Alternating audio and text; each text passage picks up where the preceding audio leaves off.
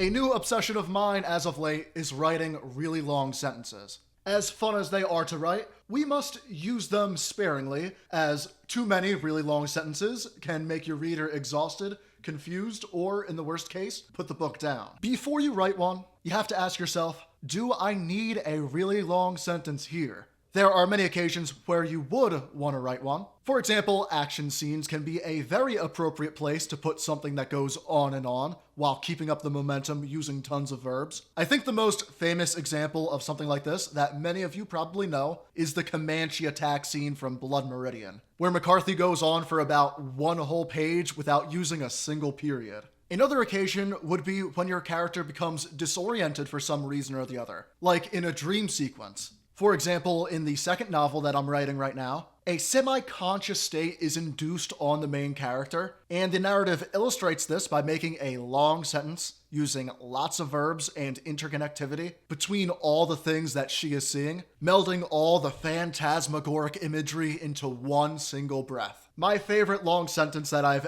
ever written is similar to this, but instead of a semi-conscious state, the main character is so stressed out and upset that she begins to throw up. A little gross, I know, but let me read it to you. I like the way this turned out. Panic besieged her once more, and she pressed both hands on her mouth, with one on top of the other, as if that restriction would somehow calm her. But it did not, and made her panic even further as she fell to her knees and hunched over with her eyes opened wide, staring at naught but the ground below her. And when the vomitus surged up through her esophagus, she removed her hands from her mouth and braced them on the browned grasses below. But the vomitus became stuck on that fire in her throat, and she choked over and over again, with the acidic stench burning her nostrils, until all the regurgitated stomach fluids drizzled from her mouth onto the ground. I think the run-on sentence works here because she is having a terrible time. The main character here did not get a chance to breathe through all of this, and I want the reader to have that same feeling. That's all I wanted to talk about this week. I do have many other long sentences in my work that I could share, but I want you to tell me about really long sentences that you write. So post them down below and let me know